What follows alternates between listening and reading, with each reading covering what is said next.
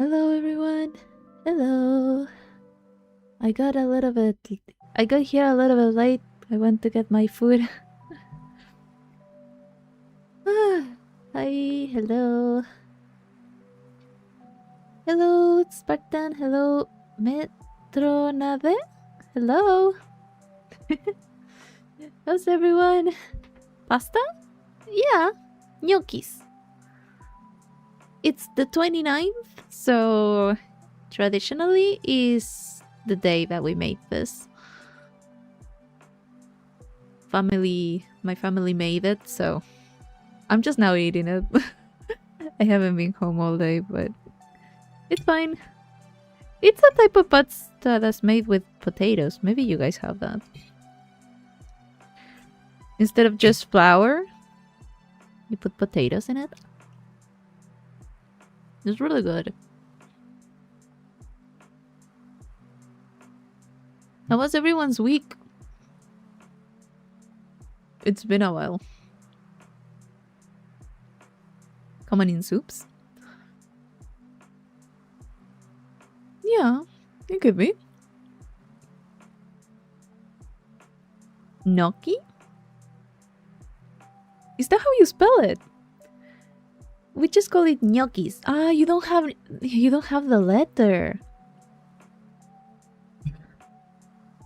Yeah, you don't have the ñ.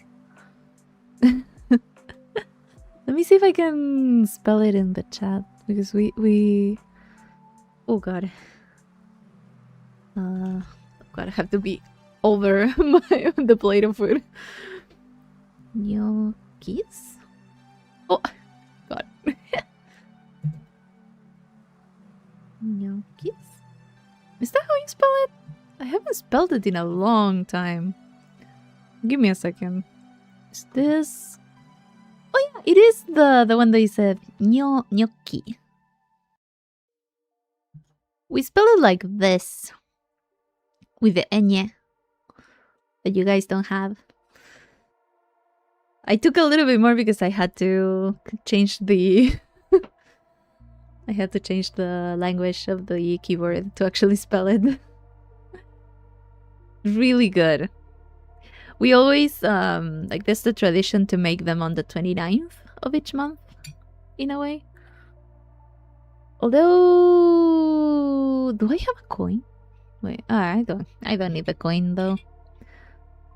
Generally, when you eat gnocchis, you just put a coin under the plate. It's kind of a thing to wish for money.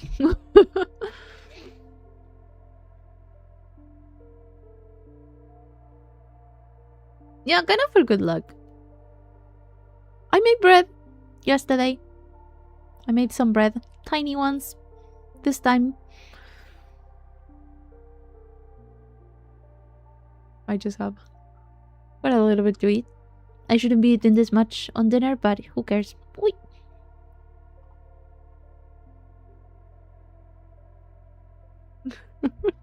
I've been so lazy for dinners lately. This is a pretty decent meal.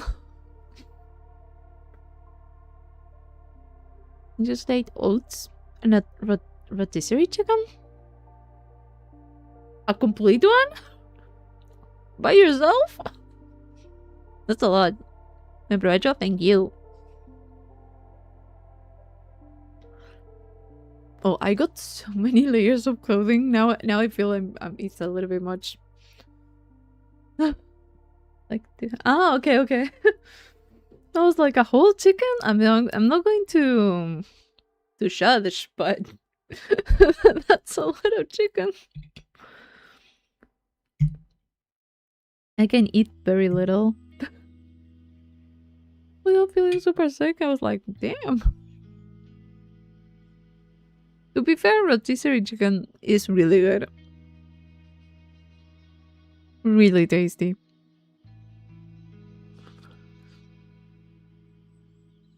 Medium size chicken breast? Yeah, I eat maybe half of that. I don't know, depends on the day. You know that there are moments in your life when everything is just a little bit too much. I generally prefer chicken to anything else, to red meats, but for some reason there are some days that chicken tastes too much like chicken, eggs taste too much like eggs, meat, it's just too much. And I'm just like, can I not enjoy anything? I just don't eat anything. I'm just like, give me some pasta that never betrays me. But yeah, generally I do like chicken more. Boy kibble? What is that? Like dehydrate the food? Like for dogs?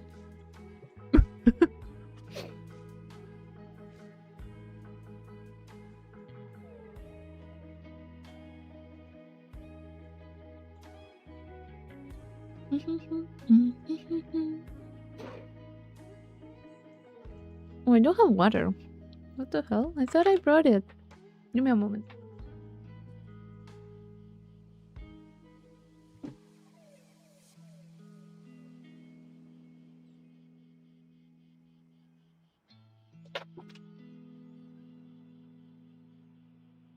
Extremely important. You should always drink water no matter what you're eating. I haven't been. I've only been drinking mate, tea, coffee. Those are not a replacement. Drink water, everyone. Friendly reminder, always drink water.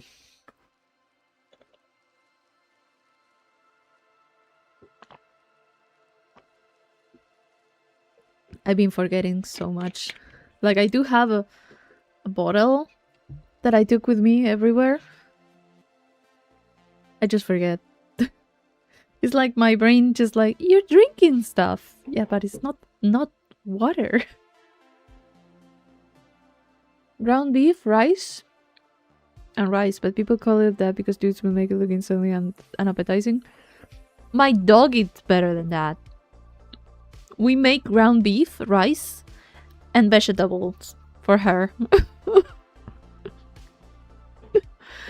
we give her ground beef, rice, pumpkin, zucchini. Yeah, I think zucchini. Sometimes carrots, but not too much. What is good though?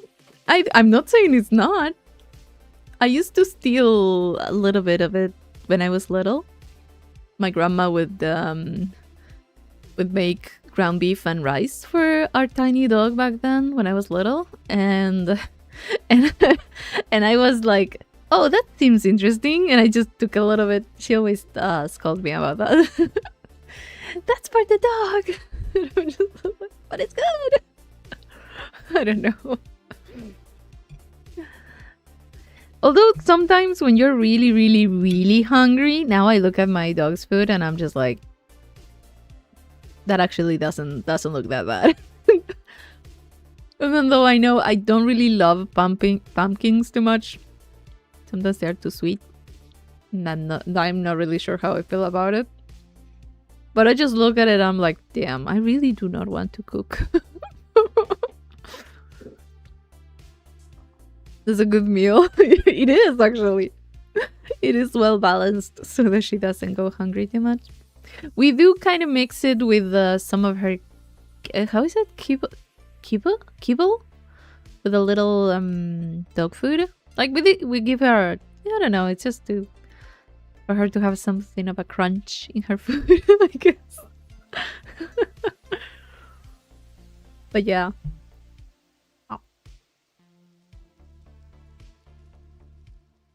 I have to say, she eats well.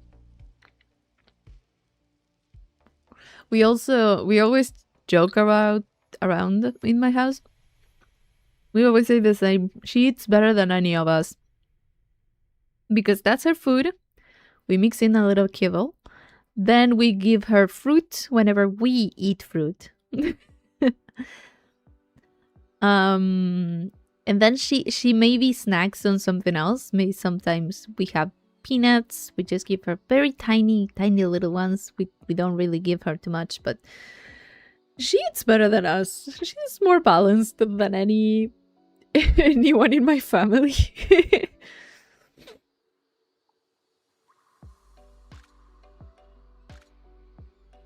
You love a pumpkin pie?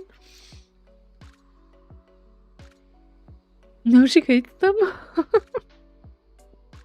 God. No, my dog would eat everything. Well, I already told you guys, she eats the walls in my house if we leave her too bored or something. So she doesn't really hate anything. She thinks everything can be eaten, and she will try.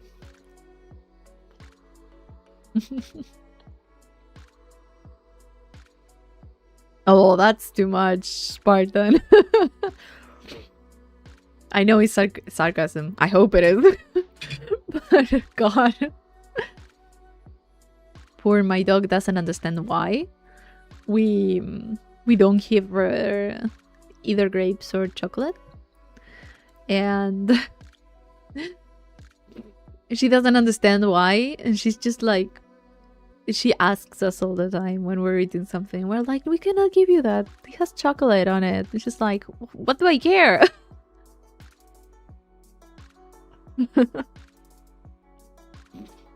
She's been so cute.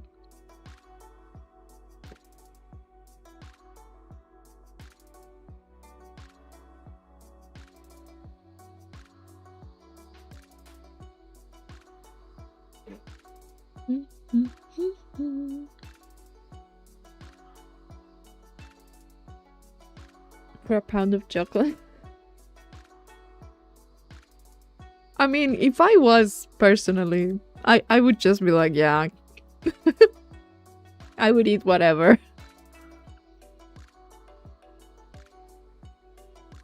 That's something I hope I never lose. My appetite. Nothing beats a good plate of food. But yeah, I haven't been doing much for dinner lately. Like, I've been either making a sandwich and just going to sleep. The other option was just grabbing one of those dehydrated foods. No, dehydrated soups. Add water and just drink that with some toast or something. I've been super lazy.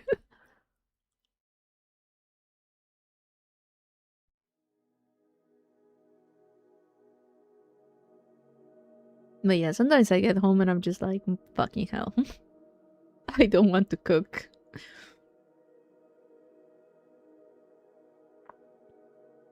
But yeah, it doesn't happen.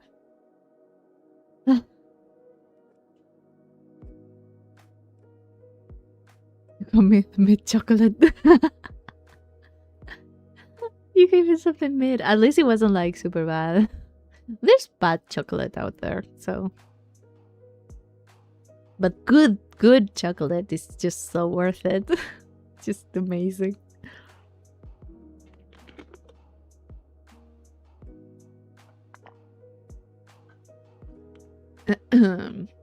Something that I don't think it has been helping at all is that aside from the other week that I think I mentioned it on stream, that we had like 30-degree weather.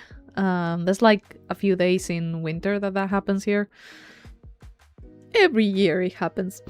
But after that, it's been gray, it's been foggy, raining. I've seen the sun for like maximum 2 hours this past week and a half. I don't think that's been helping at all. I didn't notice. The thing is that right now where I work, I don't have a window. We do have a window, but we don't really see the sun from it. Like, we do have some natural light, but we don't really see the sun. So unless I go out of my way and get out to look at the sun for a bit, I have to wait until I'm outside. I'm off work.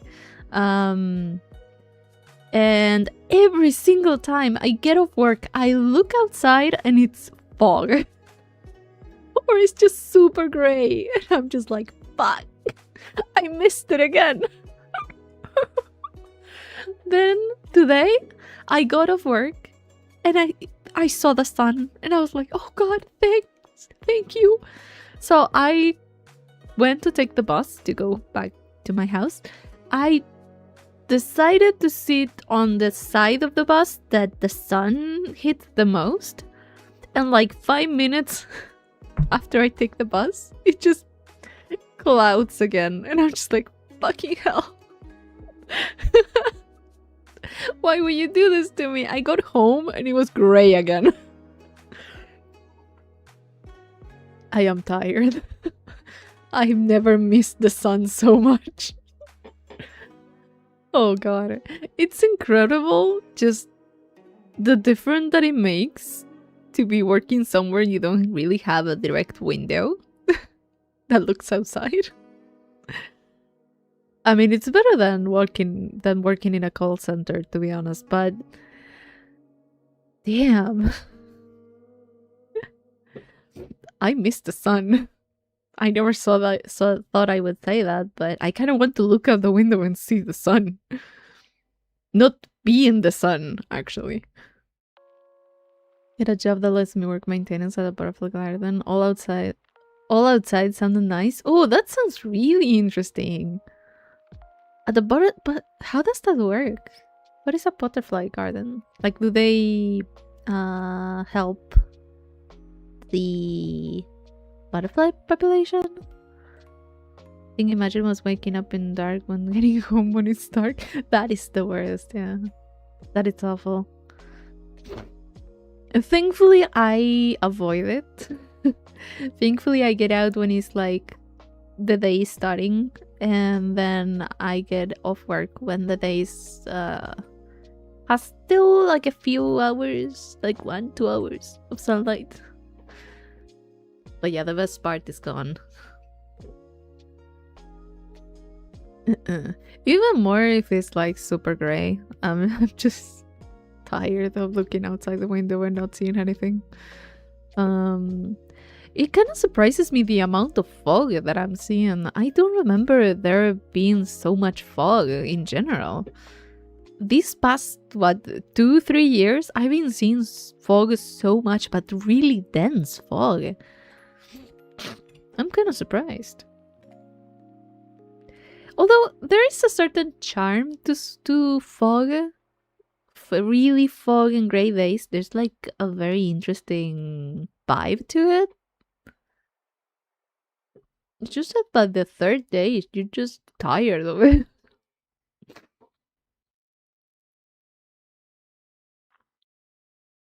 They had these big greenhouses with millions of butterflies. That sounds really nice. This is really nice to experience.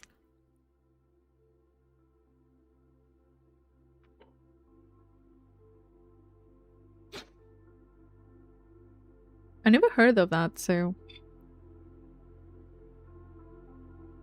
Running away from? Have all the walls starting to rust?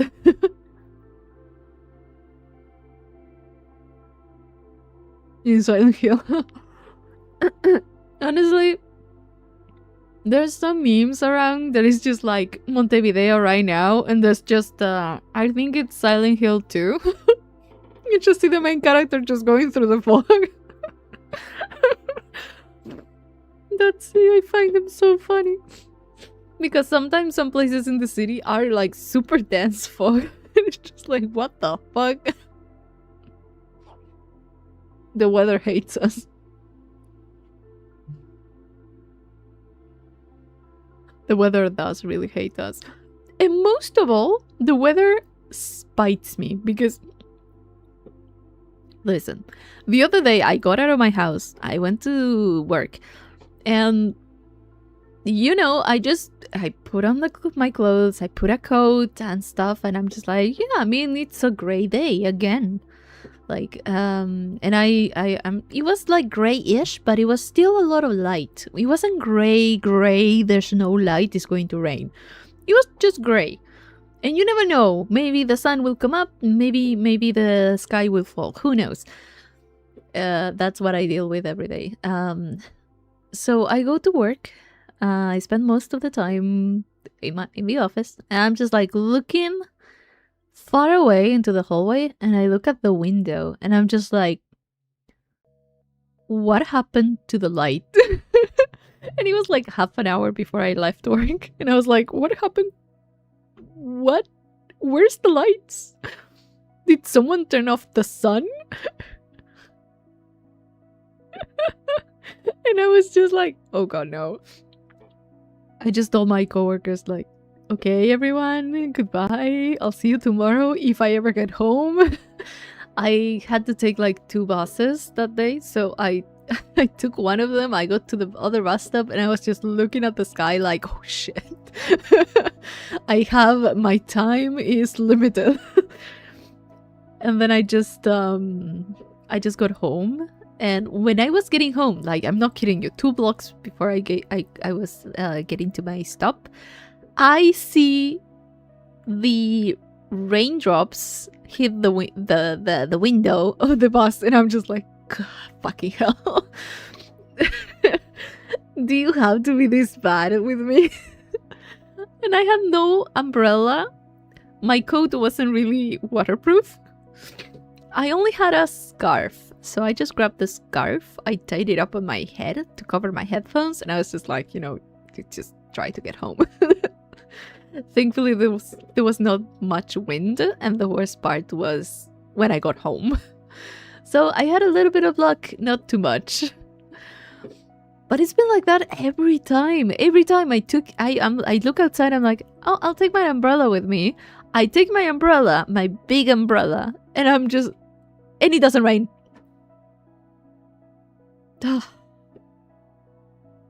Every time I take my umbrella with me, I don't use it. Every time I do not take it, it rains. And I need it.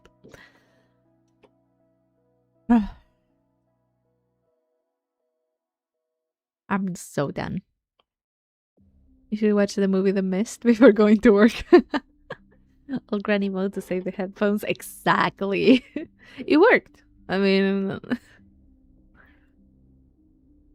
It's a good method. And honestly, the headphones were expensive enough. I don't want them to die.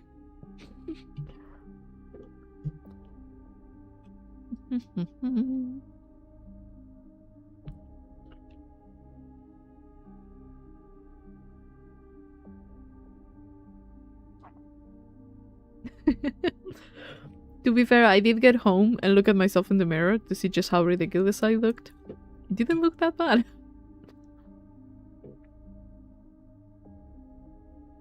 It could have been a look.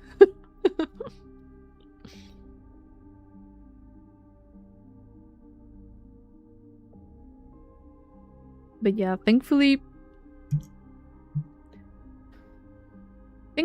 I didn't get caught in the rain too much. But I was sweating. I was like, oh god, no. Oh. Saying hello?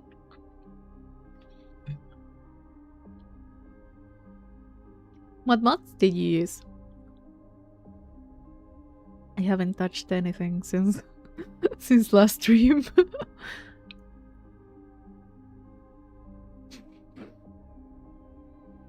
Been doing nothing. No, I lied. During the weekend, I was playing Wordle. Is that how you pronounce it? Wordle. The guess the word game. Not only was I doing the daily ones, I was using a platform that lets you do it unlimited. Just you finish one and start the other one. I got a little bit too much into it. I spent a few hours. Rebalances and tweaks? Ah, okay. It's useless things less useless, that type of thing.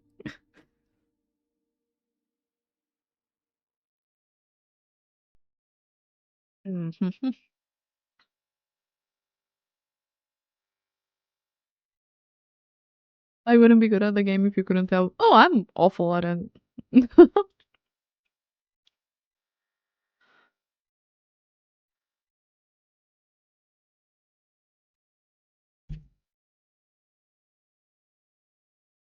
I was mixing up so many words. I was awful.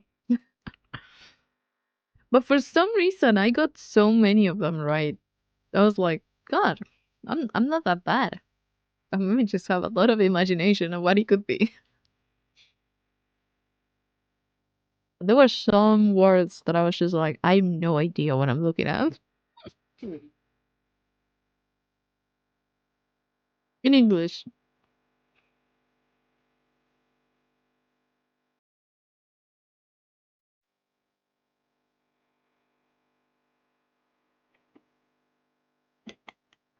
I don't think I would be I don't think I would be better in Spanish actually. I think I would be even worse. Although sometimes I think one time one of them was one of the words that I had to guess was visor. And I kept thinking like, no, it has to be something else because visor is not English. And then I realized I was like, oh no, yeah, that it is a word in English. I was very confused half the time, but it was fun. I got my mother to play it too.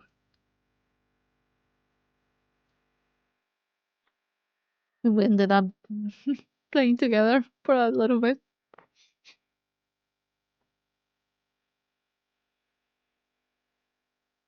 We were trying to help each other out, and we were just like, I have no idea what this is.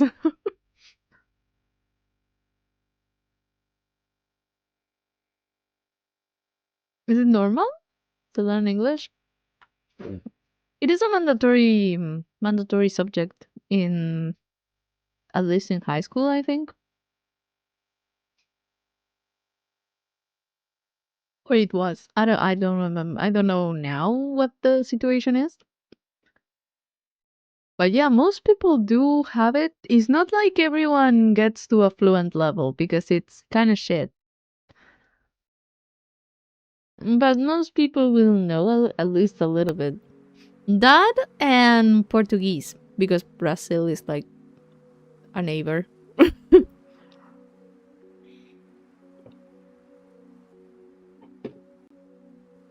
yeah, you would have English and Portuguese as like basic ones. They're kind of, I don't know, in public schools exactly what the subjects are. There's been a lot of, how do you call it, changes to the education stuff here, so I am not sure what subjects everyone has right now. But yeah, when I was in high school, I had Portuguese and English. There's also like maybe options for other stuff, but depends on where you go. There's a few high schools that are bilingual, which aside from them teaching you English, you would have subjects that are entirely in English, for example. Or you have the French, I think, French high school that I don't remember what it is, but it's in the city and they would teach you French, obviously. Learning Spanish is common. I went to this classroom, she was speaking Spanish only on the first day. I was gone instantly. I mean, Spanish has to be awful to learn as a second language. I hated learning it as a native language. So that tells you everything you need to know. You're just a little bit much. Like, half the things that they teach you for Spanish we don't use. Why do you need that many presents? Or that many futures? Or that many past tense? We don't use that many.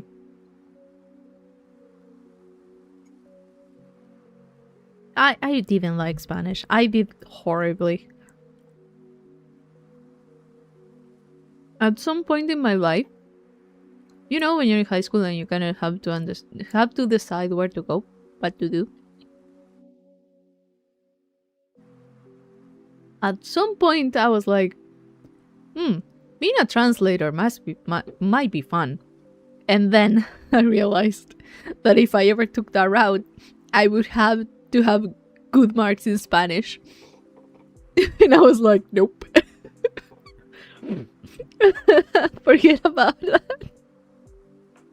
The problem was not English. It never was. The problem is always Spanish. Well, with my dyslexia, it's also like kind of difficult. Even now, I'm still mixing some things up, and I'm just like, oh god. How do you not see that? God. The thing is that people always joke about it when they make like a mistake while spelling something. It's like, oh, I'm super dyslexic, or like, oh god, the dyslexia.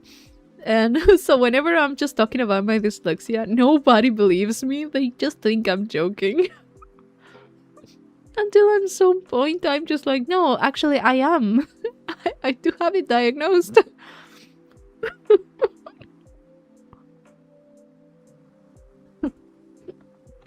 It's a mess.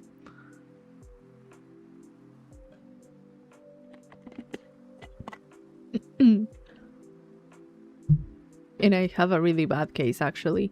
My teachers growing up were just like, what are you doing? Something's wrong with you.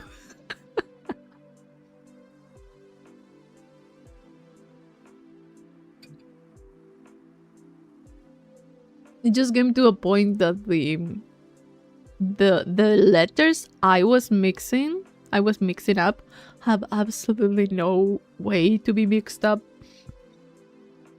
I think that's why my teachers were like, hey, your daughter needs some sort of other special treatment. I don't know, do something. She's not she's not doing stuff well.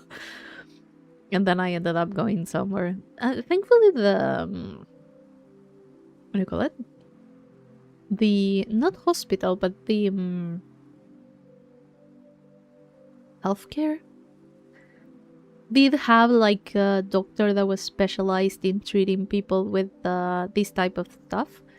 And I just went there. For me, it was like going like to extra classes for like an hour or something, once a week or something. And she would just give me these very fun games to do. And I had to write and I had to connect stuff. And it was really fun. I do remember having a lot of fun in the sessions with this doctor. I have no idea what she did on how she was doing it, but I improved a lot. Like, I can now, like, as an adult, and even during high school and stuff, I wasn't going. It's not something that I did for like years and years, you know. But even in high school, people never noticed that I had any problem with that. And I mean, it's not that I didn't have it anymore, obviously, but I was able to recognize things more clearly, and I was able to kind of compensate it a little bit. Even now, I am super dyslexic, but I've learned to find some order of things. I organize stuff so I don't mix anything. I have like a few tricks up my sleeve for whenever I start to feel like everything is dancing on the page. It was actually a really good experience. I have no idea who it was. I don't remember that much, but I do remember the room. And she even had, you know, those things you put on the wall that you can just pin stuff on, a cardboard that you pin things. She had drawings and stuff from everyone that every one of the children that she took care of, and that was so nice. And looking back, she was such a sweetheart. She was really, really nice with children. And throw her into special classes. Basically, yeah. It was kind of like it. Ma'am, she's dumb. But no, yeah, I had a lot of difficulties. I was mixing so many things up. You can translate my messages into any type of meaning with a reading debuff. I've incredible. You know those texts? I think I said it before, but those texts that everyone just was talking about a long time ago. They started. Sometimes they resurface. I don't know. Those texts that have misspellings in the middle of the word, kind of to prove that we don't really read letter by letter. And I would just read that. I would like, there's nothing wrong with it. What do you want me to see? I was just like, it's a normal text. And then I would pay more attention and do my thing. And I was like, oh, everything is mixed. I was just like, okay, yeah, I can see now. But every once in a while, it would just cut me off guard. And I would just be like, what's the point of what I'm reading? What's this? My most fun classes was biology. I was really interested in what we were learning later on the robotics and digital design classes were a lot of fun too. Sometimes the subjects are like super interesting, and sometimes it's the teacher that makes it super interesting. I had like maybe 2 or 3 teachers that were actually what I would think a teacher would need to be. I had so many teachers that they were just kind of useless at teaching, or just made it so boring it was impossible. Others, they didn't make the class boring, but their tests were just Why are you even doing this? You're just trying to test my memory. This is making absolutely nothing for me. Um, and others just, I don't know. Others just had some sort of spark. I had a math teacher that she was so patient. She was so patient. We did not understand anything about math when we got to her class, and she was focusing on teaching math in the practical sense of how are you going to apply this and how it works. The result that you get to is not that important, but as long as your line of thought was okay, she would actually give you points for it. So she would kind of prioritize teaching us how to think of how to start resolving the problems instead of just memorize this, memorize that, tell me the results of this. So it was actually really nice. She was pretty good.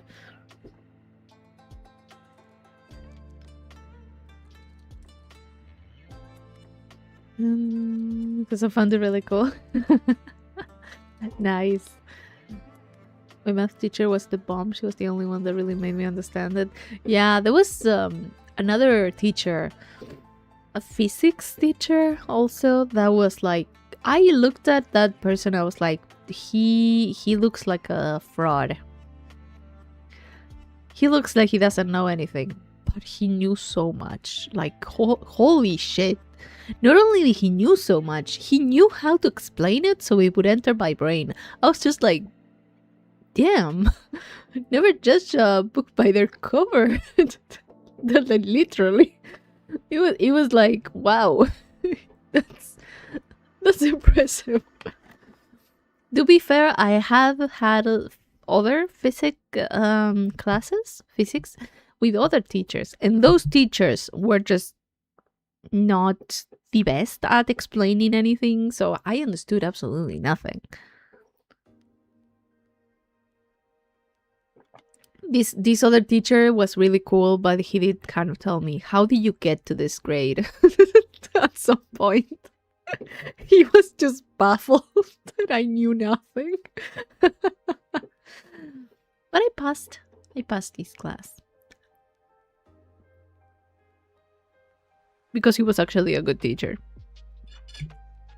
Great teacher, actually.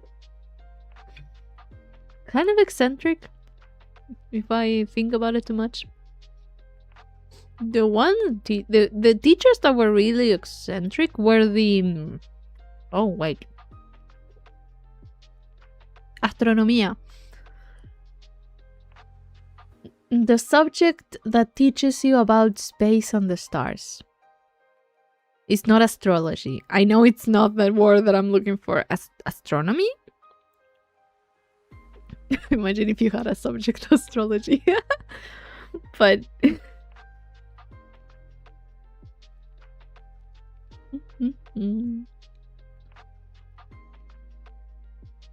Those teachers were known by absolutely everyone that they would be crazy in some way or another.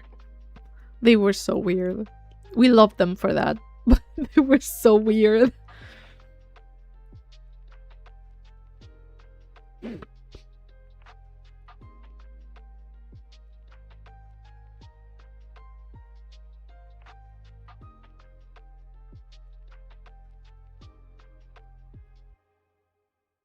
And Roblox is a kitty one. To be fair, there's a lot of skills that comes from playing video games or games in general that will get positively reflected in other stuff. Like, they can be easily applicable to other things.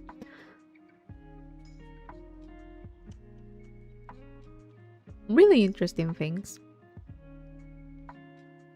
I never played Roblox though. Thankfully, I never fell into that. I don't even think it's from my... When did it come out? I know what it is, but...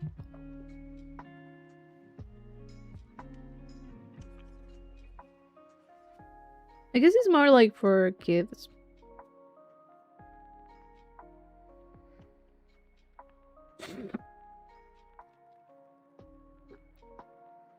What the fuck? 2006? You're fucking kidding me. I didn't know. I didn't need to see that. It's been around longer than I thought. 20 years? Are you fucking kidding me?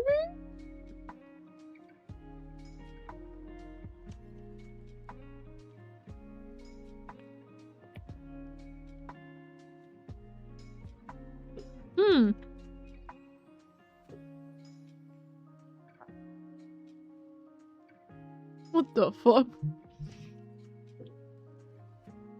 Yeah. Most likely during those 20 years, it changed a lot of stuff. And not only that, I am aware of the whole issue with it. But what a mess. The literal crimes, but anyway. I don't feel like talking about that. It's already enough negativity in the world.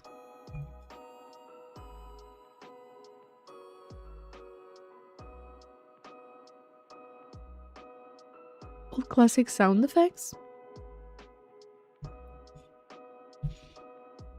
The other day, what was I seeing? I was seeing something. Something about Street Fighter, I guess. And it was showing, like, kind of gameplay, I think, to call it that, I don't know. Gameplay from the first, so I don't remember exactly. But it took me back to when I was able to play them on the big machines, on the, like, an arcade. Took me back, so it was just like, oh god. That unlocked the memory.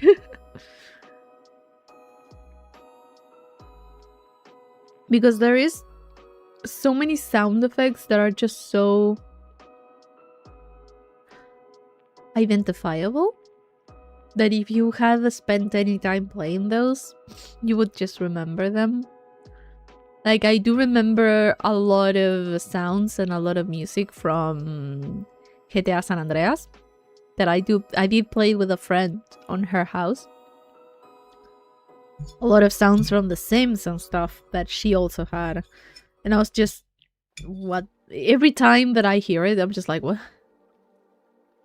I just get transported back and I'm just like, what year is this?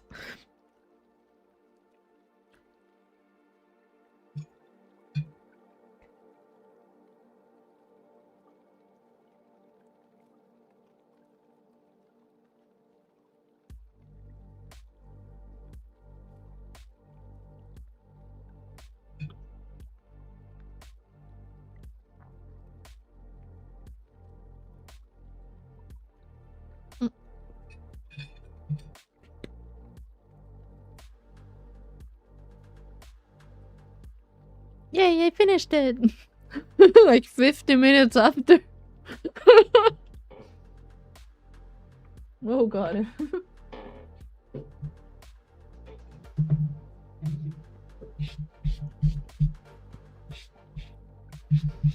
I'll sweep the floors after.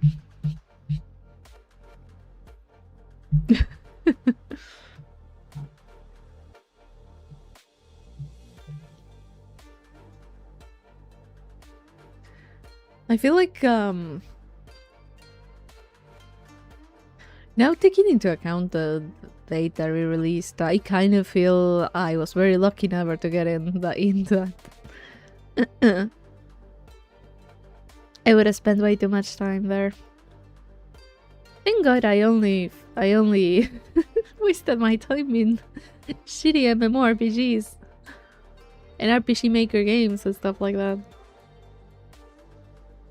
Thank god. Super addicting? Yeah, I imagine it was. Kind of like a lot of people Like, it didn't happen much to me, but a lot of people were getting addicted to Minecraft. I got into it like maybe 20-something-ish, so I don't know if it was my age. I only liked it when I was playing with other people. I didn't like to play by myself.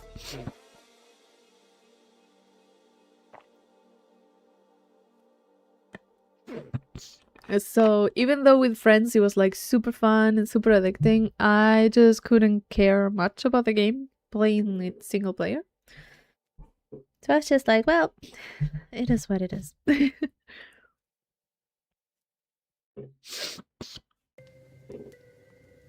Thankfully, I never got into Minecraft too much.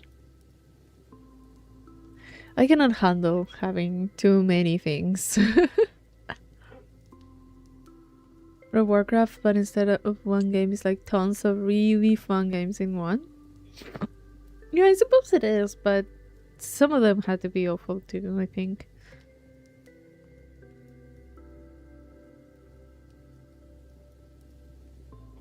Yeah, World of Warcraft is also something I never started.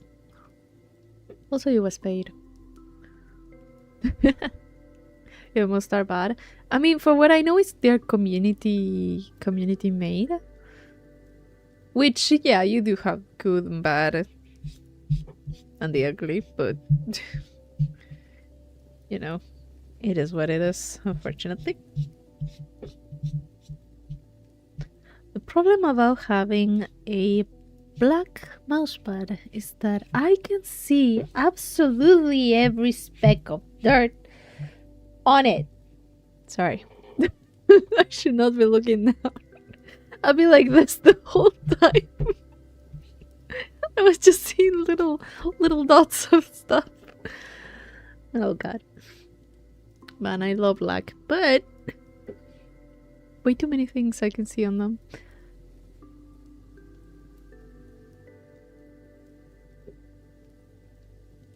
Oh, I interrupted your your regular going back to Minecraft.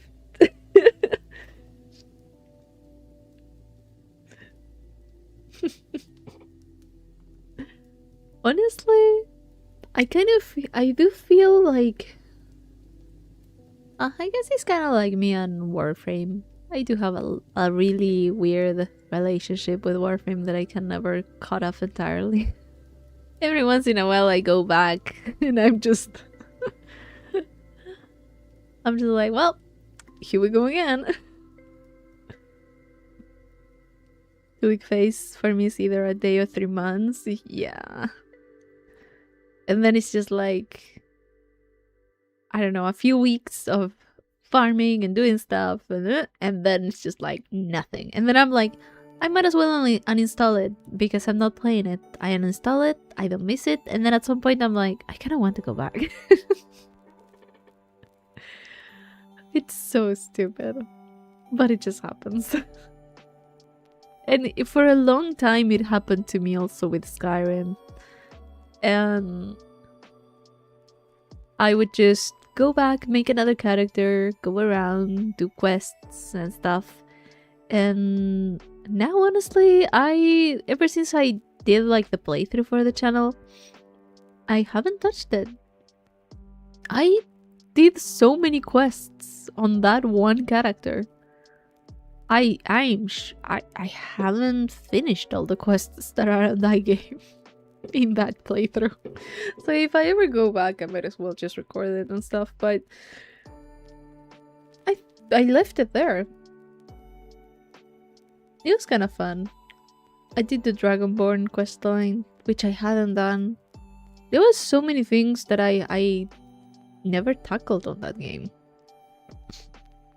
Either because I used to play an older version that didn't have them and it wouldn't even cross my mind. It was very, very weird. I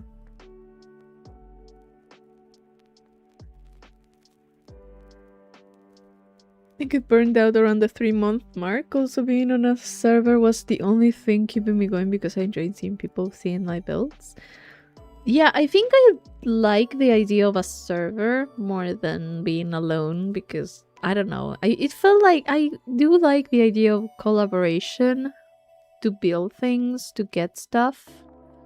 Kind of like, well, Stardew Valley, I like to play by my own.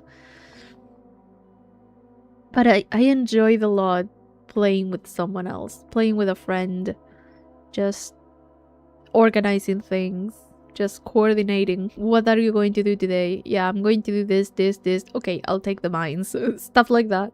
I really like the collaboration aspect of those type of things.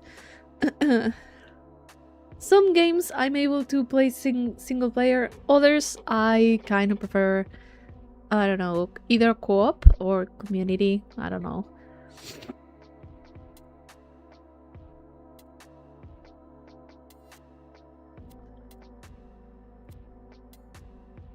Although a server does take a lot of maintenance, that is something that I do not have the willpower for,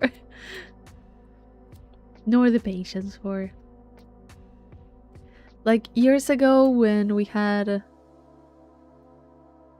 a Minecraft server with friends and stuff, that was fun, but it was a lot. I don't know.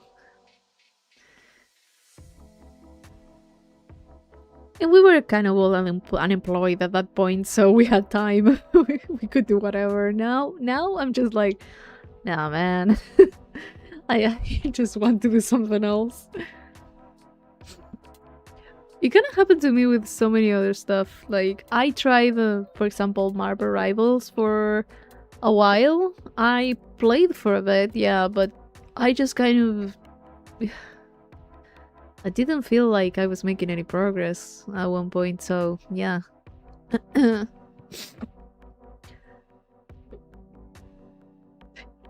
Although for some reason YouTube has been trying to keep me updated on every single thing about Marvel Rivals that has come out. I don't know why it's pushing it so much into my feed, but okay. Like, it's giving me updates of absolutely everything. It's like, here's a new skin, and I'm just like, I'm not going to go back because you give summer skins. Like, I mean, they're cool, they're nice to look at, but I don't care. It's very funny.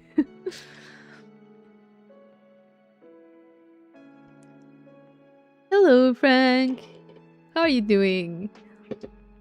There's an ERG mod pack that makes Grindful looks like PS1 game.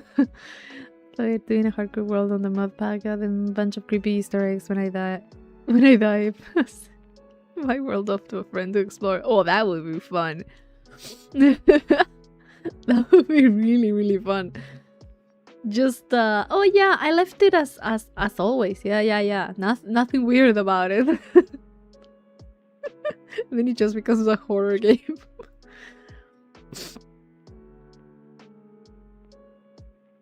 Minecraft videos all out of the place lately for no reason. That's why I got the itch to play again. Sometimes for some reason YouTube and Instagram do that, and I'm just like, don't, please don't. Every time I think I ran away from something, it just brings it back. You're good? Nice. Good to know. Honestly, what was the thing that YouTube was trying to... It wasn't YouTube, it was Instagram. It was just trying to offer me reels about cave diving accidents. And I hated it. I mean, it's not that I hate the videos because I enjoy the videos. Clearly, Instagram understands my interests, but I do not like looking at a reel and saying that is made with AI and it's bad AI too. Why are you doing that? So I just went to my trusted channel for cave diving accidents and I just started watching his videos again. The other day I went to sleep just reading about really fucked up stuff. Just hearing him talk about it. I was like, yeah, This is great. This is cozy. God damn it.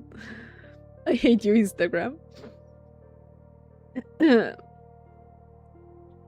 That the Caver is really good cave horror story. I will try to find that. I did make a house based on a real life house where the lady kept adding on new sections to her house because she thought she was haunted by the people killed by her husband's invention.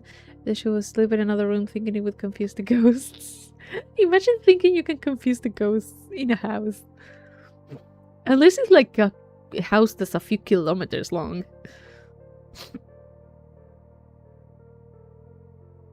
It kind of reminds me of the lady from... oh god. What is it in English? Una serie de eventos desafortunados. A series of unfortunate events? Is that the name? The lady that was in a house that she had like all like the worst case of paranoia and all the phobias. And everything in her house either could not be used or should be not be moved because for some reason she thought things were going to happen to it, and I don't know how to explain it. It was a really interesting thing. I only saw the movie, so that's such a great movie though. I always enjoy it. Kind of reminds me of that.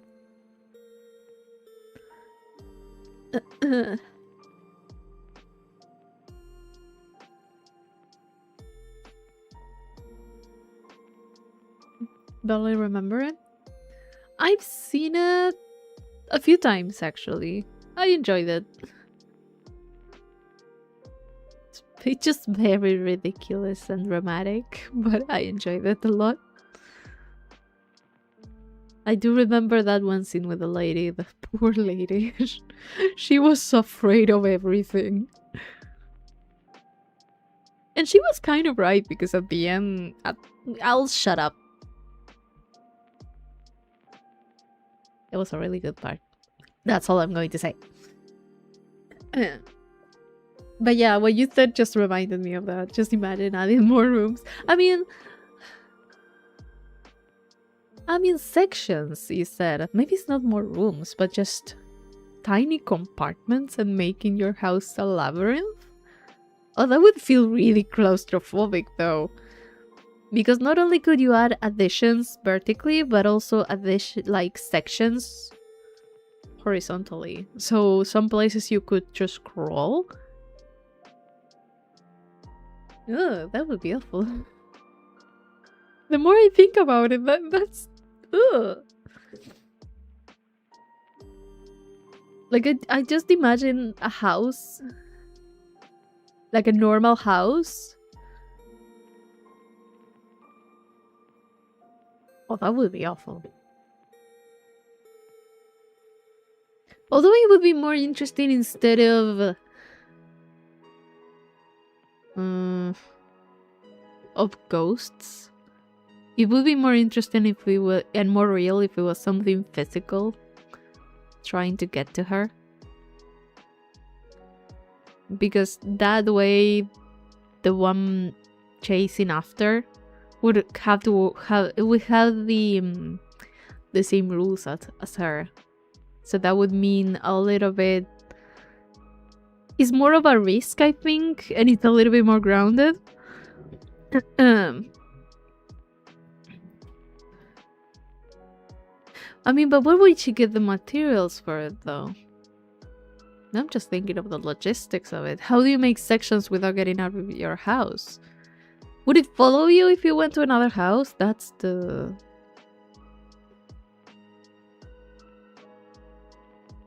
Huh. I mean, it could be. Can she get out of the house? Is she the ghost? It would be really awesome to make the house slowly get worse, like it stops making sense, like staircases on the ceiling doors leading to 3-story drops, and yeah, hallways you had to crawl. Oh, I hate that. Rifle at the time, her husband made the rifle. Ah. That could be interesting. That could be an interesting concept.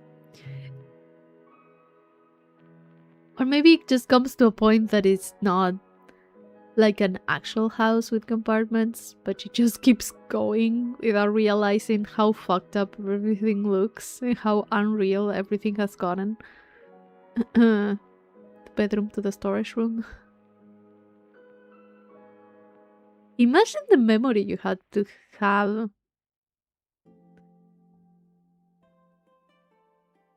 to navigate that. All that while trying to hide from something. Imagine just that, you know what? No. I don't want to imagine it. No, I don't want to imagine it. I do not. Most of all because I am streaming with my back to my door and I just do not like that. Those are some of the things that I hated. I hate it so much.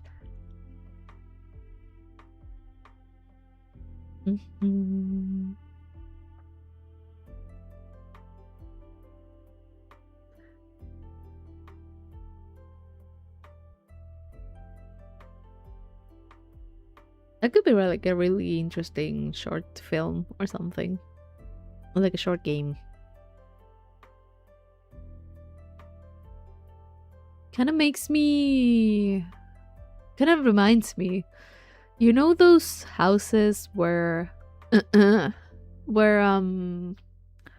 hoarder's house, that it just comes to a point that you think like, how did it get this bad? What happened to get to this place? Imagine that, but with that type of situation, or just making your house a maze instead of filling with the garbage, just filling it with the compartments and locked doors and hallways and crawl spaces.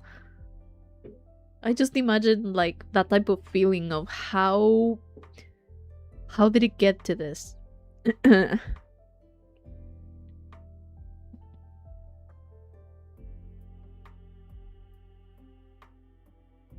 Could be interesting.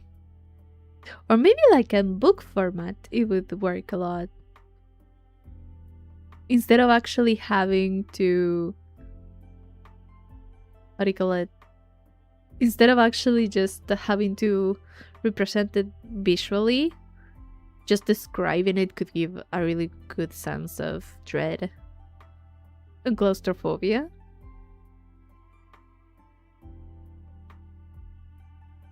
Really interesting. Because sometimes I feel like with stuff like that, sometimes I feel like the visuals are like has to be made in a certain way for it to work. And other times it's just like, it looks cool, but I don't think that's what you wanted me to think. Just the book House of Leaves. It is really hard to read though, because you have to jump all around to different pages. Okay. There's really interesting books. Sorry, I just remembered. There's some really, really interesting books that are just not to be read in the normal way. Like, there's a few books that you have to kind of read in a certain order, the pages and stuff like that. There are so many. People have gotten really creative, even though there are not too many examples of it, because a lot of the times it's like super expensive to print. But there's like a few books that I've heard about that they are not to be read in the conventional way, that it's just like start to finish.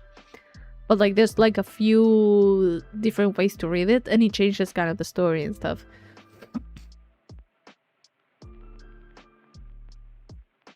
Might only have a few words on it, and it's like multiple storylines at once. Yeah, kind of like that. I'm thinking of a few books like that. Very interesting.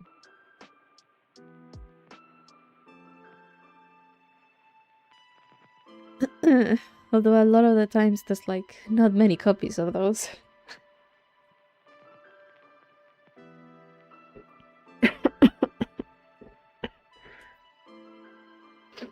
To be honest, I don't think I have the patience for it. I'm barely reading lately. I've been trying to get a few things to read, but I just end up reading comics again. Although, I've been reading less manhwa right now. And I think it's because I don't have that much time anymore. So I kind of just read what I'm interested in and not anything just to fill the space. Just to fill the void. So yeah, I've been reading less. Which I think is healthier. I'm not spending so much time on my phone.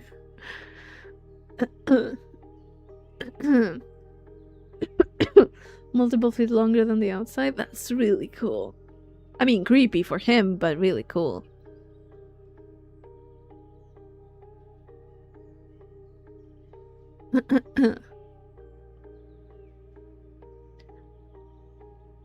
I really like sometimes the, you know, when stories have that moment of realization that something is very, very wrong, and it doesn't have to be like finding a dead body, you know, like, but something like more, you know, like that, something that you should know, something that is you never questioned, like someone being there, something being a certain scale for.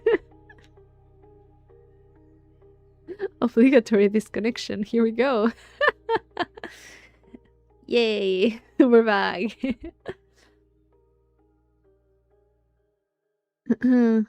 Someone to film them going in. They use a rope to find his way back, only for the rope to go slack in the darkness. Ooh, that's creepy. I think I talked about Cartas de Invierno before.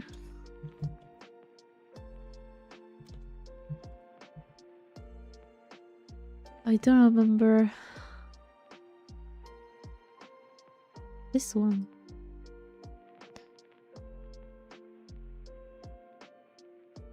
This one. I think it was, yeah. Is there a better picture of it?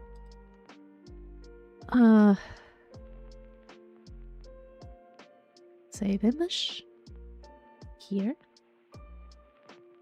Yeah, let me talk about it again, because why not? I love that book. I think it's this one. Yeah, it is. This is a book that I read when I was little. Maybe I shouldn't have read it, but... you know what? Those moments where the class tells you... What do you call it? To read something? I had to read something, and I picked this one. Sorry, this one over there. And it's in Spanish. It's called Winter Letters. It was a horror one. I mean, it wasn't so much horror, it was more mystery, but for like 11-year-old me, it was kind of the same. It was very, very interesting. It was a really interesting book about a guy that gets home after a long trip. From what I remember, I haven't read it in a long time. I will wonder if I can get it now.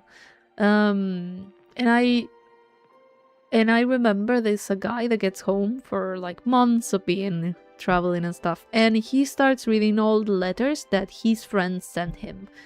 And his friend had just moved, and he's just I did not know it was. I just looked at it and I was like, the cover looks interesting, let's go for it. And it was a really good read, actually. I didn't have to force myself. I would like to read it again to see if it holds up now that I'm an adult.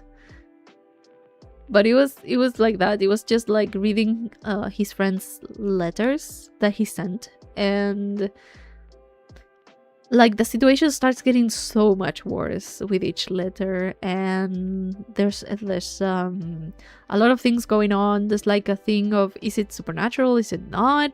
And obviously he's receiving these letters for months, and so he just got home. Obviously whatever happened is just already too late. I really, really fucking loved it. But yeah, no, I didn't know it was like mystery horror. I didn't know what it was. I was like, I might as well just get the one with an interesting cover. It looks interesting, and that was it. I just read it, and it was fun. I think that was the only book that I picked from the library at my school that I was like, I really, really liked it.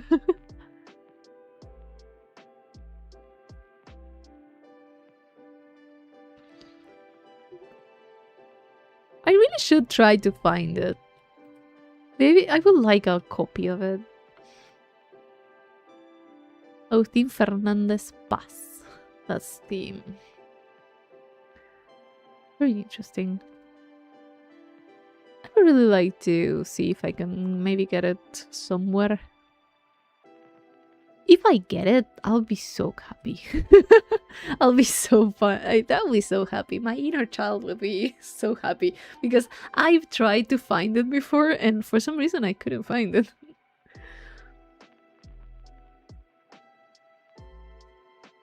That's the thing. I never liked horror when I was little. It was only when I got maybe to 14, 15 that everyone in the world wanted to watch horror movies, and I was just like, oh, okay, I'll watch them, okay. And then I started to try and be like, oh, this is not this bad. And then I would not sleep. Because for some reason I had that. I would watch a movie, I would be totally fine. And then I went to sleep and I'm like, did the mirror move? Did that shadow always... Is the shadow always cast there? What is that on the ground? Is that a sock? What is that?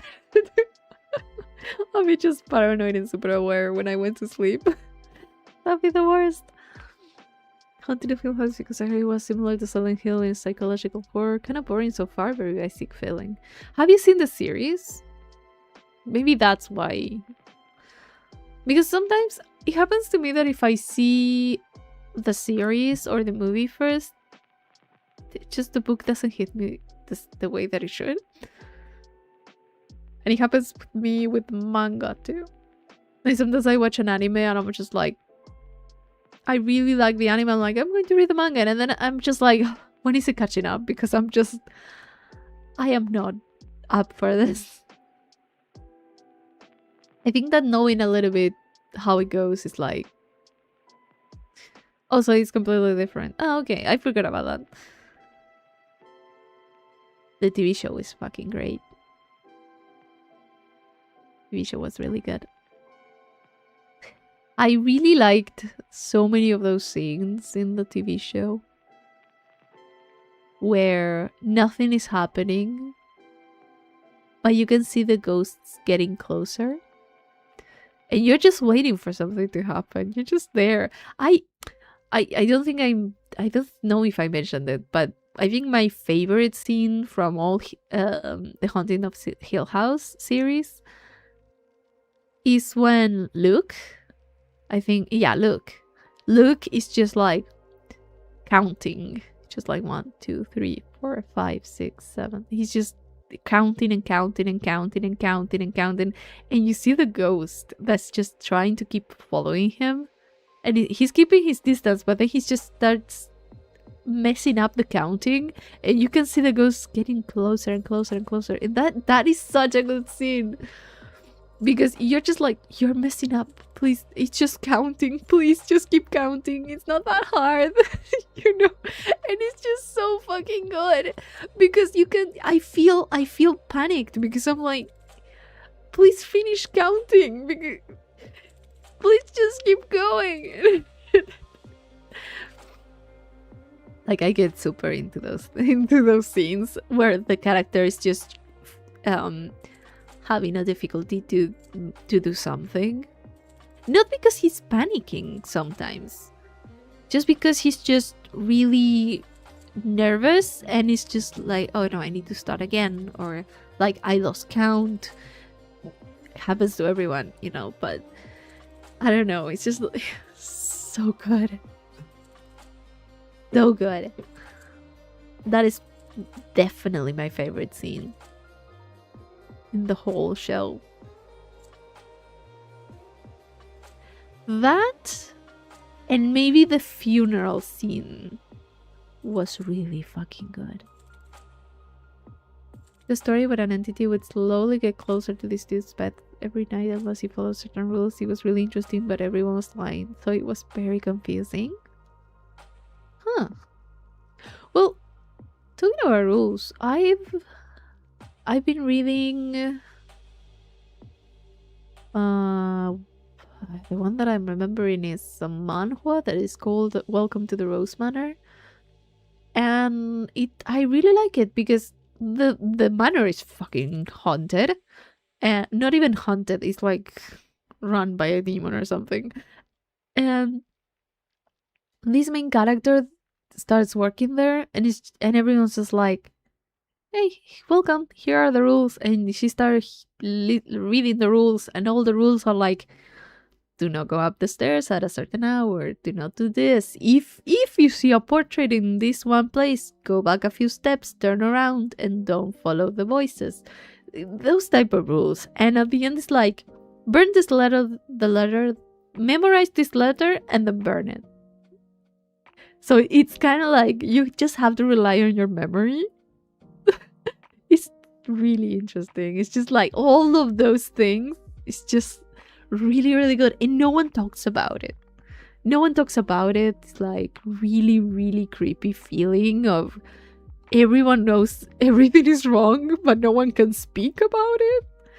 It's just so fucking good. It does have its moments that I was like, this is dragging a little bit much, but I'm still trying to see what the ending is going to be, where they're going to take it, but the whole part about the rules is what ended up convincing me to read it. So, yeah. Welcome to the Rose Manor. It's a manhwa. It's a Korean webtoon kind of thing. It has really good moments. I wouldn't 100% describe it as super scary, but I like the idea of rules. I like the idea of being somewhere and having to follow rules, and I don't know, I just really, really fucking like it. Also, there are a lot of moments where I'm just like, damn, this is unfortunate. That's an unfortunate turn of events. God damn it. Because obviously there's a lot of things that if you think about it and someone told you, like, oh yeah, if you see this, do this and this and that. But sometimes it's just like, how would you even think of looking for those signs sometimes? You know, half the time I'm in autopilot when I'm outside my house. Imagine living somewhere like that. Imagine being in your own house and having to be looking out for things and people that shouldn't be there. Even more if you're in a manor that has like 100 servants. You just have no idea who that is. Really interesting. And the thing is, like, the rules would also say something about the lines of, if someone asks you your name, don't tell them anything, don't acknowledge them, don't even look at them. And so you would have the main character going around the hallways of the manor and having someone just following them, being like, hey, how was your day? It's been really sunny outside.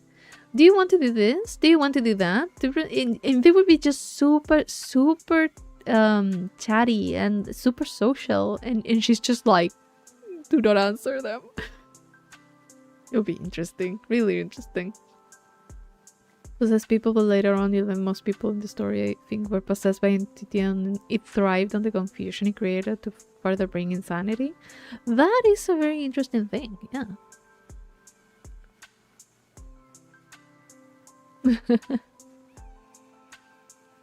Like, I really like a good setup for either horror, suspense, mystery, stuff like that.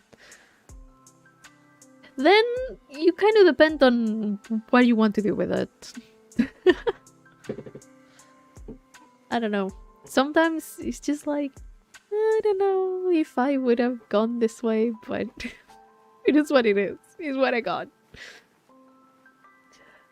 I really, really like those type of settings.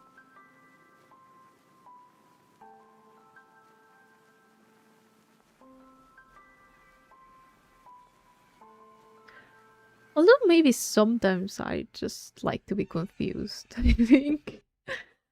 Or people to act like awful. Left to right game is a bunch of weird rules like that leads into a supernatural plane of existence where all entities are trying to make you mess up the rules so you can be like played by the entities. Left right game?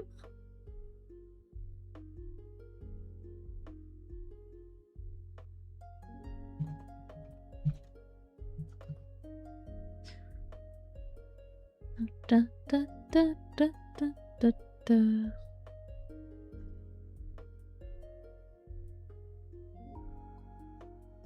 Is it a game? Is it a book? I have no idea. A lot of things are coming up, but I don't know what this is.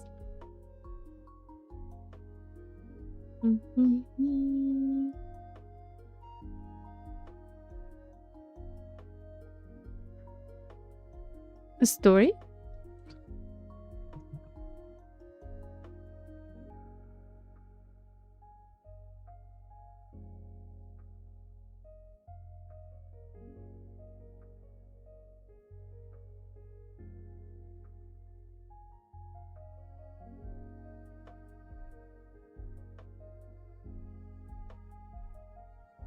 A few things come up.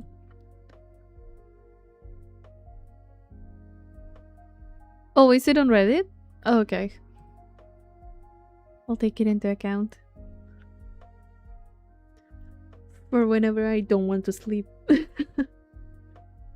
Even though it's been a long time since horror affected me too much. Well, I say that, but I played Darkwood, and that did affect me. I'm a liar. I'm a fucking liar. I was like, oh, it's been a while since horror affected me. No, wait a minute, it hasn't been that long. I backtracked immediately. Darkwood did kind of fuck me up. So yeah. Maybe things like Outlast don't really do, but Darkwood did. Really obvious. Until it keeps disconnecting. What happened? Oh god. What's going on? I just saw it disconnect like 3 times in a row. Maybe that's a sign. Basic concepts like Bloody Mary, and that is a scary game where you have to take the first right, then left, keep going as far as possible. It's possible to leave, but you have to backtrack the exact same way you came.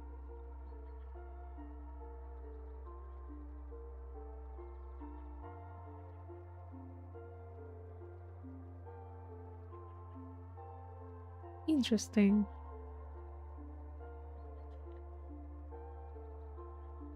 To be honest, now that I think, like I was thinking about Darkwood and stuff, I don't think, I don't know, I've lived my whole life in the city. I do not think I could live in the middle of nowhere. I don't know, maybe you can get used to it. I don't know if I would be able to. Look out the window and see nothing. I wouldn't look out the window at night. Like, what do you mean? No, there's nothing outside.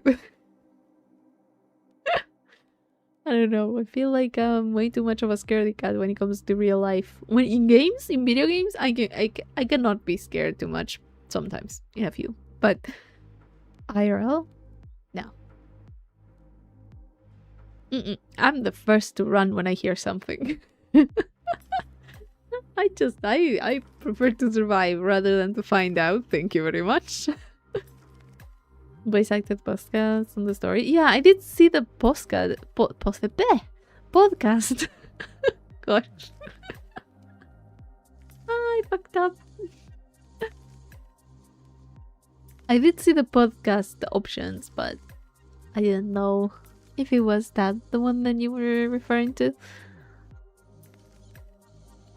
Also, you know when you're what do you call it? When you are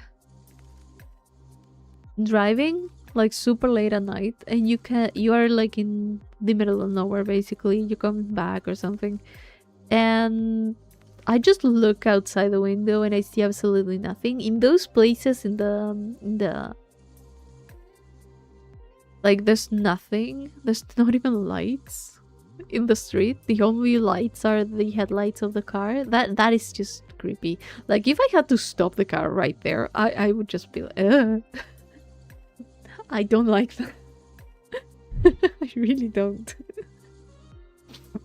Like the chances of something happening is like close to zero, but it kind of gives me a little I don't know.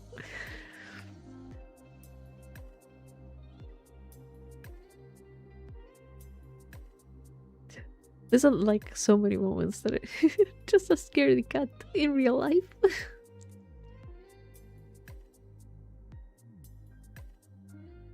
I don't know, even like at home when I'm like either by myself or something, I just hear something weird and I'm just like, what is that?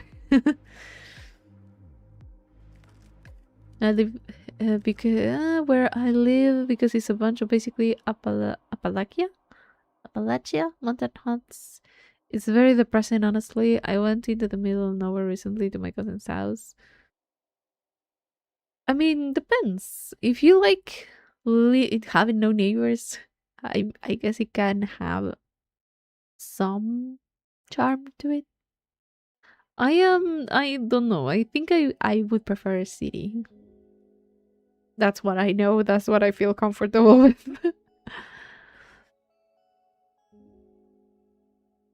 I don't know. There's like a little bit of a dread if I'm like totally alone, away from everything. Although sometimes I'm just like, I really just want to live. I really just don't want to be in the city, but I mean, every once in a while is fine, but living somewhere like in the middle of nowhere, I don't know. I don't know if I would be able to. Maybe with someone else. That would be cool. Into the gravel road with no GPS or anything. Oh, but yeah. That happens a lot over there. We generally do have cell reception everywhere here because we're fucking tiny. Generally, there is cell phone reception. At least you can get a tow truck or something to come to your aid. And even if you can't, you just have to walk a little bit to get some signal.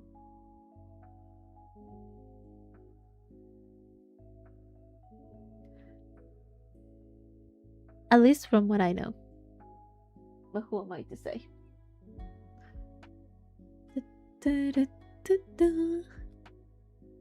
It's been a long time since I've been outside of the city.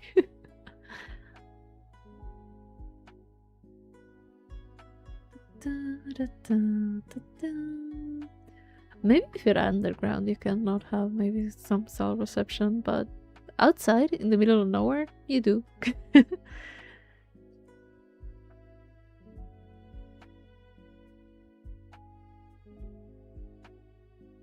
Ghost towns? Yeah, there's a lot of ghost towns that I've been shown. I think I for some reason YouTube thinks that that's something I'm interested in, which I am, but not every single day. But yeah, there's like a lot of ghost towns and stuff, which I find kind of creepy. I don't know.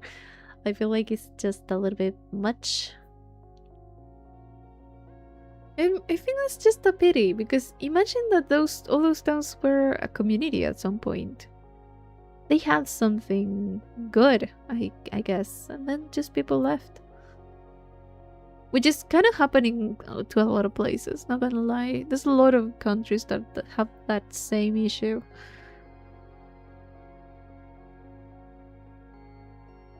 Most are mining towns that dried up. Yep. Mining is not unlimited. And generally, towns form where there's work, any type, either agriculture, mining, deforestation, I guess, lumber, anything.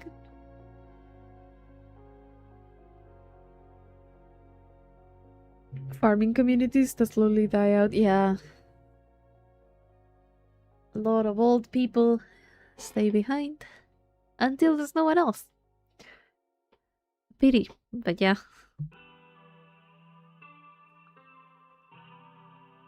It is very, very bad. This like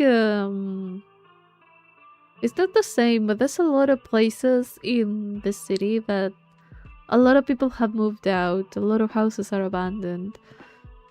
There's places and streets where there's like almost no residents in some places. And it gives this unkept and very unsafe look to the place. It isn't safe on those areas, so it's a whole thing. It is a pity though. A really, really bad thing for a city to have that. But yeah, most people leave. The young people leave. My country has this thing that is called everyone leaves to the country to go to other places for better jobs, better pay. The only reason that our population hasn't dropped is because there's a lot of people coming in too. Like a lot of immigrants are coming in. And that's the only reason that it hasn't dropped, because honestly, a lot of people leave. Either to the US, other places in Latin America, Europe even. I just really fucking love the clips of people finding Uruguayans outside of Uruguay. It's just like, how the fuck did you get here? I just find it so funny because we're so tiny. Very little people.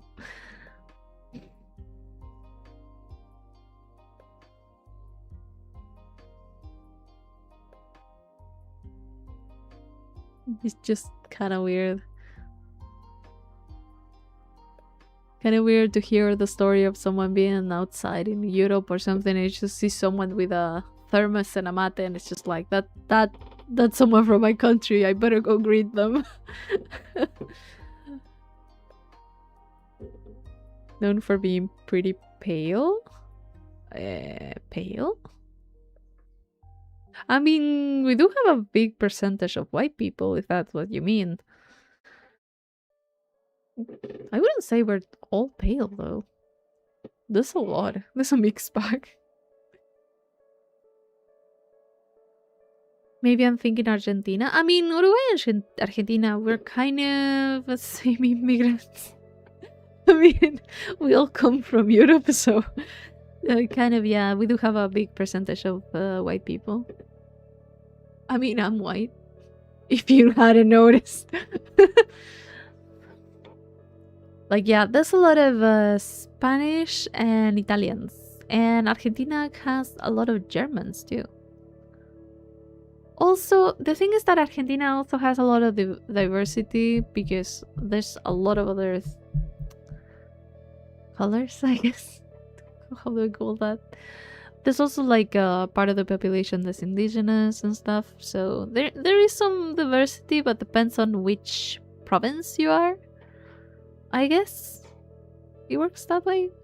But yeah, we are a little bit more like, yeah, our population is a higher percentage of white than maybe other countries, maybe Colombia or stuff like that. Maybe you would do more to the Central America than you are the maybe less white. I wouldn't call that too. I don't know. Let me check. Do we have numbers?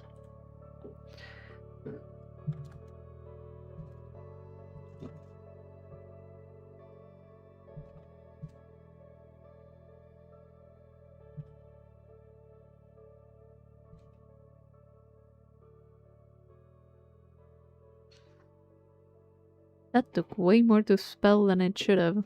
There you go.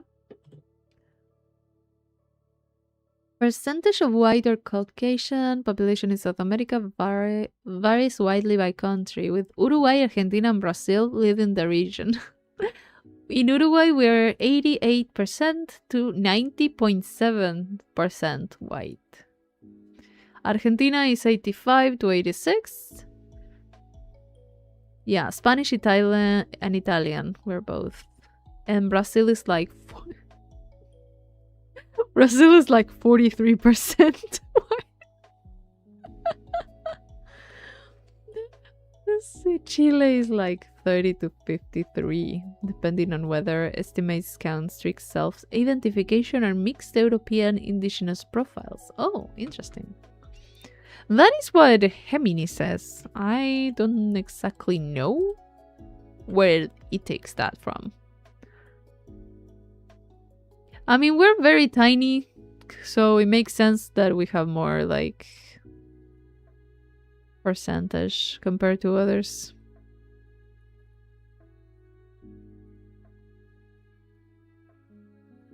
But yeah, we're very white.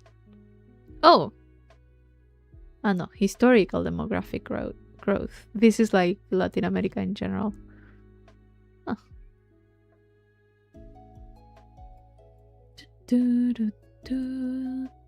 I didn't have those numbers. Interesting. So much, just a lot of my brother. He's much more pale and has a bit of red hair. Not said I look more German than anything. I am very ignorant of the differences of European ethnicities, I guess, to call that. So you would ask me to differentiate one from the other, I wouldn't be able to. Really bad at it. I prefer not to assume anything. And to be fair, anyone could be anything.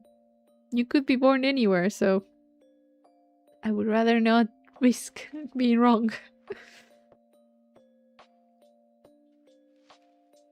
We all look the same.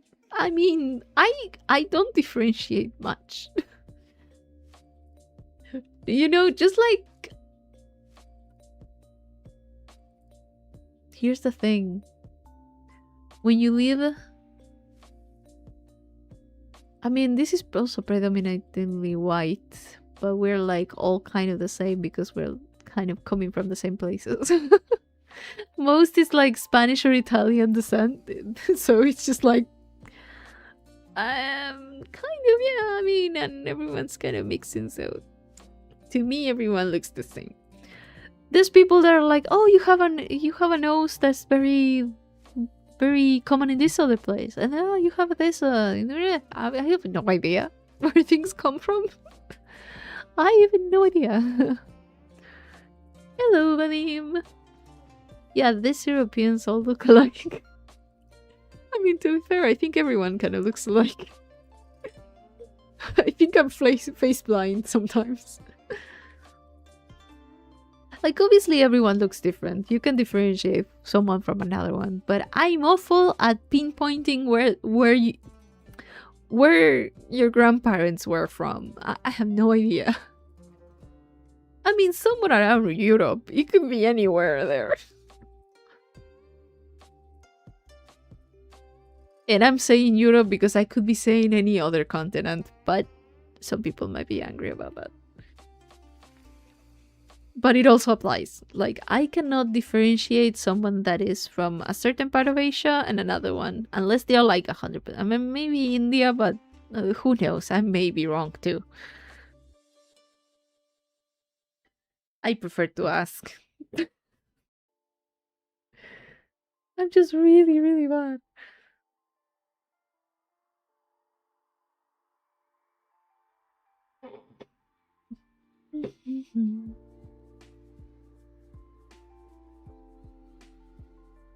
You cannot tell, kind of tell sometimes. Yeah, I mean, depends. You know what the other thing that I struggle with? Accents. Some people are really good at knowing where some accents are. I'm just like, I'd have no idea.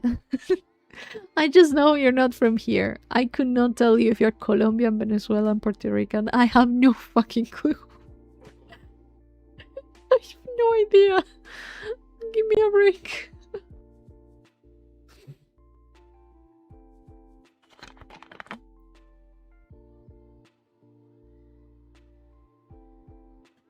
I'm really, really bad at that.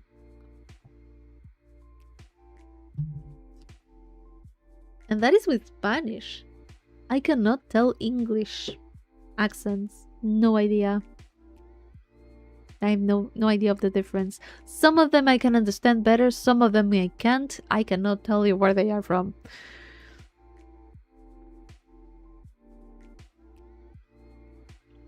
I couldn't tell what your accent would be if I had to guess. Me neither. I don't even know.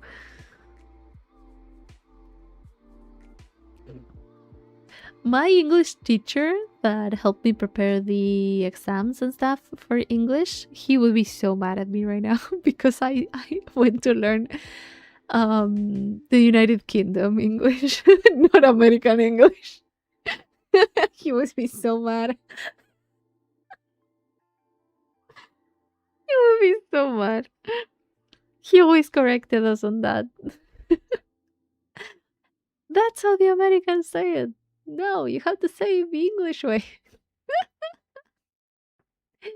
I did pass the exam already, so it doesn't matter. I just remember that and I was just like, oh, he would be angry.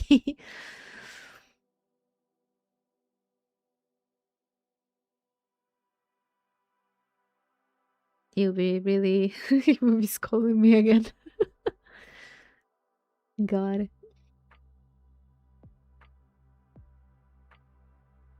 There is a difference in pronunciation, but okay, if you got British Demi's word, that would have been interesting. I mean, at some point I knew how to do it, but it's been years. It's been so many years. I just do not know what the pronunciations were for half the things. Old Gothic literature. God.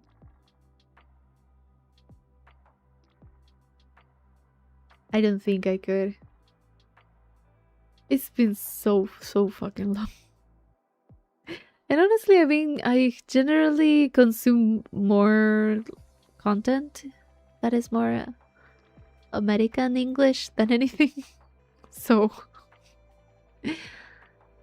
maybe American or what was it? Wait a moment. I did consume a lot of content from a creator of the Netherlands. Then, but it's kind of there. It's not like British English 100% and stuff. So I just don't like. I don't follow anyone from there. So I lost it. I also am someone that really mimics a lot unconsciously what I hear. So I end up talking a lot like what I hear. Even if it's Spanish or English, if I talk to someone that is, this chair is about to fall apart. Every once in a while I hear like a clack. I'm just like, oh. What do you call it? I lost my train of thought.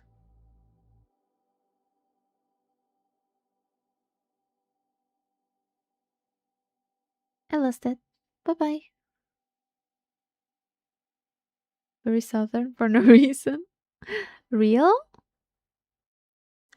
Real. That's in Spanish. British English and British accent, but what was supposed to be the original pure language in this situation? I think it would be the accent that they would have like a few centuries ago. That's the original one. I guess it all depends, because obviously I guess that people on that side are just going to say, oh, American English is still English or whatever. And we just say English or just British? I don't know. don't really have much of a preference. I understand both. But country? Just how my mom speaks. I got it from her. And that's why then. That is totally why.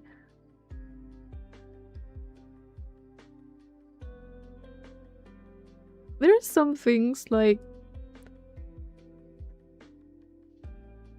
it has happened to me when I had like colleagues or like coworkers that they were from another place. I would just, for some reason, unconsciously, I would just pick up whatever they would say, and I would say it in normal conversation. They would laugh. They would always laugh. And I was just, I don't want to be, how do you call it? I don't really like mimicking people when I talk, but I sometimes do it so unconsciously that I don't realize until it left my mouth, and I'm just like, oh, fuck. Because I don't want to seem rude. I don't want to seem like I'm mimicking someone to make fun of. But sometimes it just slips. For some reason, I don't know if it has... I guess we all mimic at some point, but I don't know. French accent in English is my fetish, especially with French. I hate French. I hate that language so much. I mean, it's not really hate, but I don't like it. French is just a weird language for my ears. I try to watch something in French, or whenever something comes up and it's French, and I'm just... There's a lot of things going on, and my ears don't like it. I cannot. Don't ask me what it is, because I also don't know what it is. I hate it.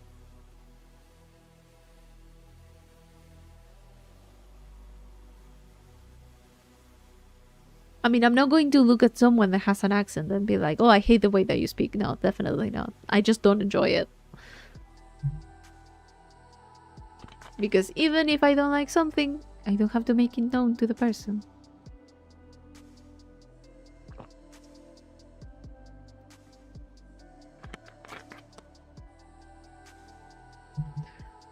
At the end of the day, we're all going to have some sort of an accent.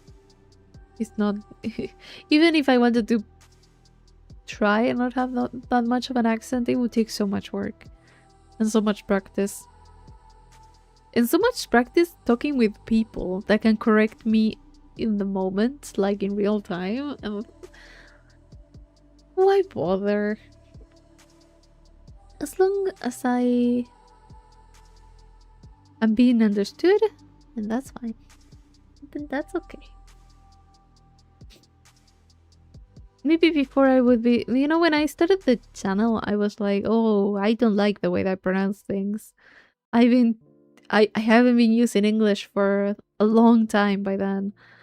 And I was just kind of conscious of my pronunciation. And at this point, I've seen some clips from my streams, and I mumble a lot sometimes.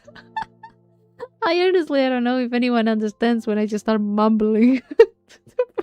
But it just happens. So yeah, it's just like that. I've come to accept it. Learning a language is hard enough. It is.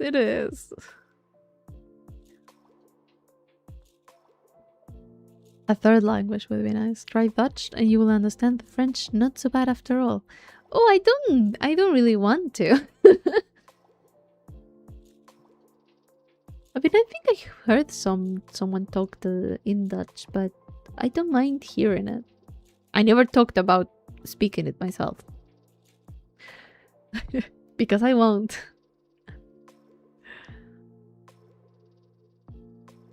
Honestly, there's a lot of languages that my ear is not trained to understand or to hear them, so they do sound kind of weird.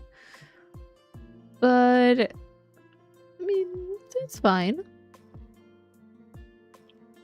My ear has kind of gotten used to, well, Spanish, English, Japanese, and Chinese, actually, because I saw a lot of Chinese dramas.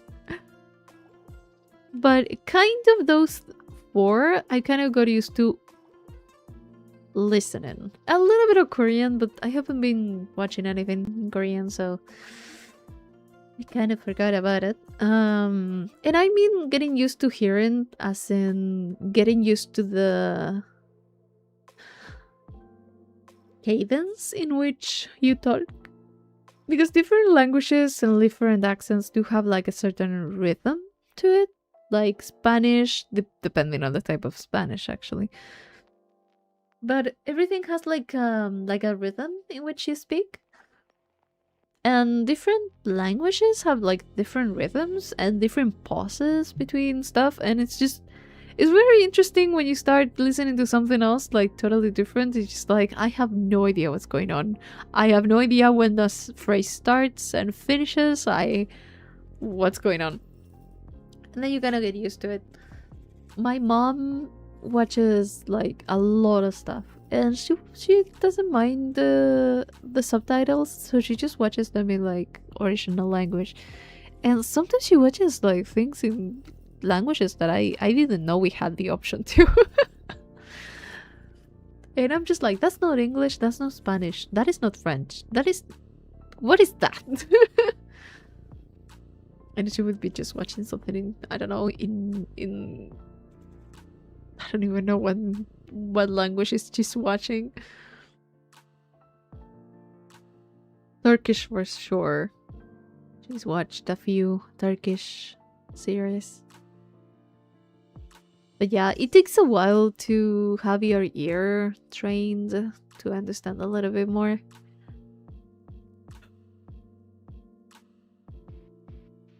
And I think that is important when learning a language.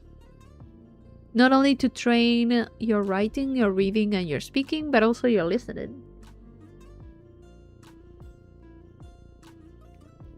I feel like listening is one of the most important, I think. Because at the end of the day, you can make yourself be understood by the other person by using tools, but if you don't understand them back, that is the issue. I think that's the worst part. Their own version of Dutch they would like to keep secret. I mean, they are known for that, yeah, for being a little bit secretive.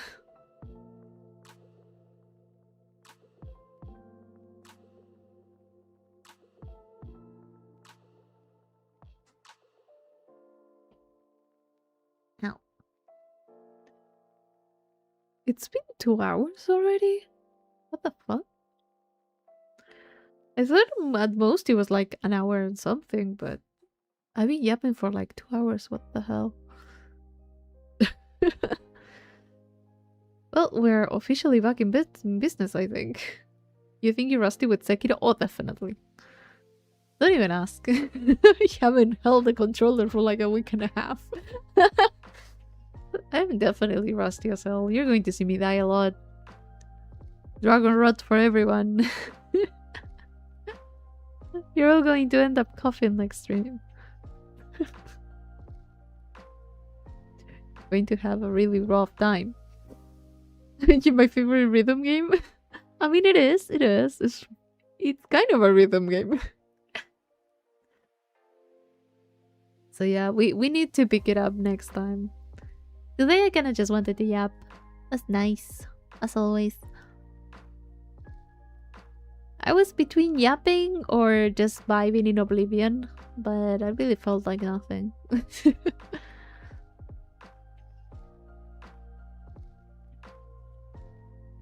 Yeah, next time I pick Sekiro, I'm going to be rusty as hell. It's going to be bad.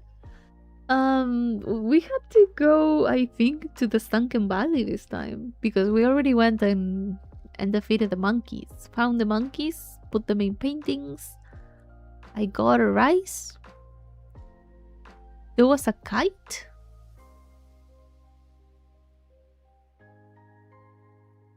Yeah, wait, there was a kite. There was a place that we couldn't do anything. I need to remember that. Maybe I need to go to the Sunken Valley and then go back there. I'm not sure. But I think, yeah, I do need to go to the Sunken Valley. We have to explore that area, kill the guy over there. And yeah. That's what I remember. I don't remember if we had to do something else. I will see. I do kind of appreciate with Sekiro because the combat is kind of so difficult for me. Like a little bit difficult in a way that the gameplay takes so much of my focus. I kind of appreciate that the story is a little bit more clear than Dark Souls or Elden Ring. It's not like I have to be reading absolutely everything to make sure I know what the fuck's going on. Like, yeah, I kind of appreciate that, to be honest.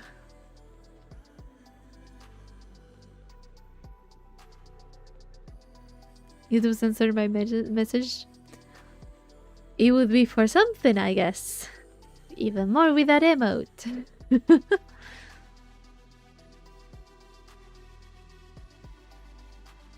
Honestly, not gonna comment because I will probably mix stuff up from my own playthrough. Yeah, better not to. I just try to remember a little bit by myself, so I kind of. I mean, maybe I'll start streaming and then be like, I have no idea where to go. Because that could happen. That definitely could happen. It's not about From Software games. But no, yeah, I do kind of appreciate the story being a little bit more straightforward. Oh god, no. Please no. Nah, you will be banned if you did that.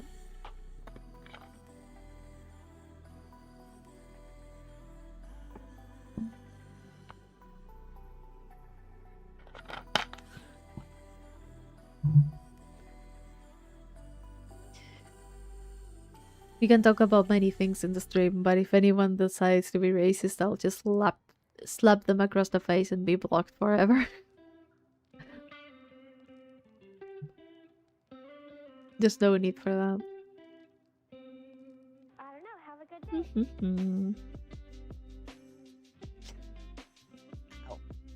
day.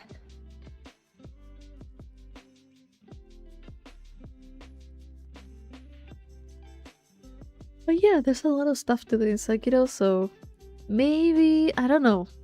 I'll have to see. If tomorrow I'm in a good mood, I may just stream tomorrow. I don't know. Friday, I'm not so sure. It all depends if I have something on during the night. I'm not really sure. But maybe Saturday I can do something or not. I'll see. I'll have to check. But for now, I think I'm going to cut it here. I'm starting to feel sleepy.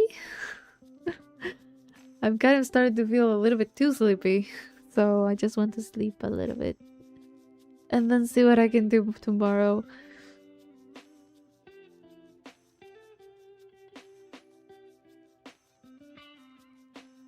I might put some podcast in the middle, in the background while I try to sleep or something.